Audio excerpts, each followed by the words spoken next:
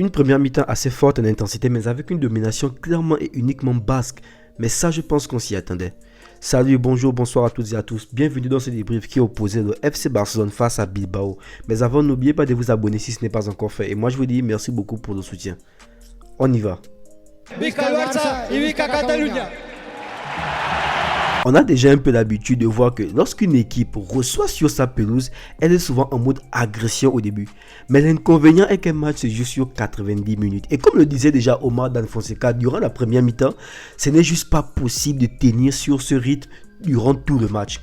Et donc aux alentours de la 30e minute, on a commencé à voir le Barça prendre peu à peu du terrain et on a commencé à voir le Barça s'installer dans le camp basque dans les dernières minutes de la première mi-temps. Et ça nous a amené le premier et le seul but validé de Rafinha dans le temps additionnel de la première mi-temps, les amis.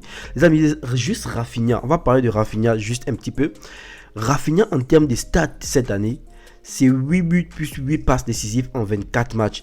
Et sincèrement et personnellement, je suis énormément ravi. Je suis énormément content, ravi, joyeux que Rafinha ait pu être disponible en l'absence de Dembélé. Les amis, je ne compte même plus les matchs où le Barça rentre avec les 3 points grâce aux uniques. Je dis bien aux uniques buts cruciaux de Rafinha. Et j'espère sincèrement que pour sa confiance, le gars va monter. Parce que si Rafinha est en forme, Rafinha est en confiance, avec le retour de Dembélé, on aura notre trio d'attaque magique.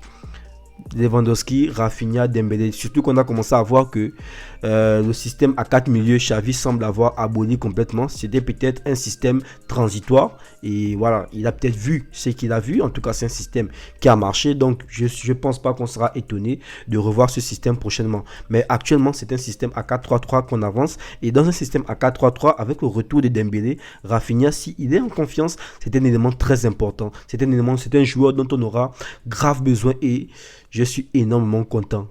Le Barça l'emporte aujourd'hui grâce à un but de Rafinha. Les amis, durant la pause, comme j'ai regardé le match sur les chaînes Bisport, j'écoutais beaucoup l'argument selon lequel le Barça ne joue plus aucun jeu. Comme si le Barça faisait pitié. Les amis, quelque part, je peux leur donner raison. Vu la qualité de jeu que le Barça nous donne.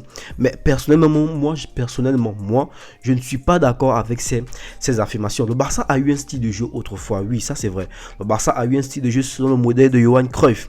Ensuite, le Barça a connu Guardiola qui a été un disciple même de Cruyff. Et donc, Guardiola a su perpétuer le foot de Cruyff. Mais là, le Barça a Xavi.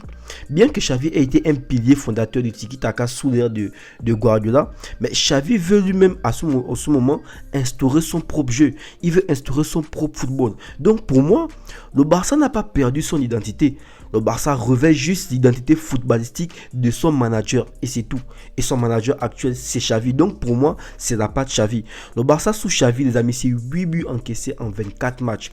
Et ça, c'est un record historique. Et ça, les gens n'en parlent pas beaucoup. Les gens vont voir, oui, le jeu, le Barça ne propose plus rien. Le Barça, on peut faire le Barça avec Messi, ainsi de suite, ainsi de suite. Mais là, les amis, si on se rappelle bien de la fin du match, comment le Barça a été énormément sollicité, à tel point où les Bilbao, ils ont eu énormément d'occasions, ils ont même failli égaliser. Et quand on voit que à la fin des matchs, Ter Stegen sort homme du match, les amis, ça veut beaucoup dire.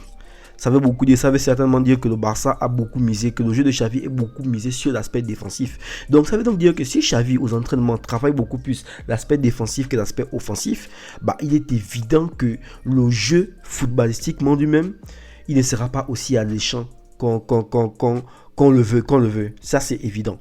Ensuite, il faut aussi prendre le fait que l'élément, le constructeur même, je vais dire, le constructeur d'avenir, Pedri, il n'est actuellement pas là. Il faut prendre en compte que les hommes forts du Barça ne sont actuellement pas là pour vouloir avoir un style de jeu alléchant. Mais je pense quand même qu'à un moment de la saison, le Barça a commencé peu à peu à nous donner un style de jeu alléchant. Mais Dembélé est parti, Pedri est parti. Il est évident que le jeu alléchant n'est plus là. Mais pour le moment, ce qu'on veut, ce sont les victoires.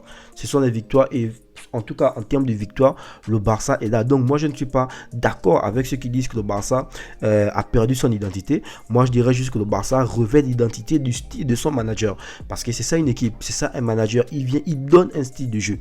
Et Xavi vient, il pose sa patte. Mais sincèrement les amis, sincèrement disons-nous la vérité.